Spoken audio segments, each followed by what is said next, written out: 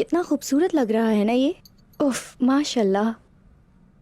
तुम्हारी दुल्हन की टोपी भी ऐसे ही सजाऊंगी आयगुल। कुछ हुआ है क्या? मुझे बताओ।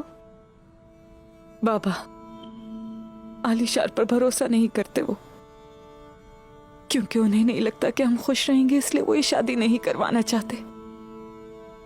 तो क्या ये अच्छा नहीं है आयगुल? मैं जानती हूँ तुम भी उस शख्स से मोहब्बत नहीं करती। क्या कर सकती हूँ बोर्जन, जब उस्मान को चाहता है तो कुछ भी करके उसे हासिल कर लेता है। वो कभी इरादा नहीं बदलता। बाला खातून के बारे में भी इरादा नहीं बदलेगा। आज नहीं तो कल यकीनन वो उसे इस कबीले ले आएगा, उसे हासिल करके रहेगा। आइकुल फिर क्या करेगी? उस्मान और बाला रोज मेरे सामने एक दूसरे के करीब होंगे। फिर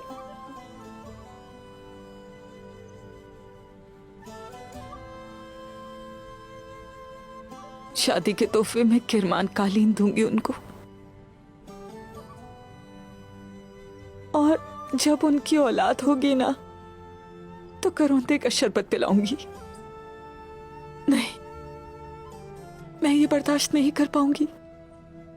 ये मुझे हर रोज आहिस्ता आहिस्ता मार देगा।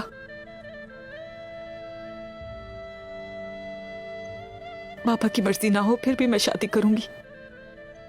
शादी होते ही यहां से चली जाऊंगी और फिर संजाक सरदार की बीवी कहलाऊंगी।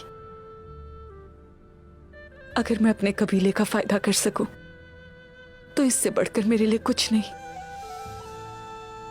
मैं किसी के भी साथ हूं, इससे फर्क नहीं पड़ता। मोहब्बत तो कुर्बान हो ही चुकी है। यही नसीब है आयगुल। तकदीर ही तो है बोर्जन। अगर यहां रुक भी जाऊं फिर भी मेरी तकदीर में गम के अलावा कुछ भी नहीं रखा है।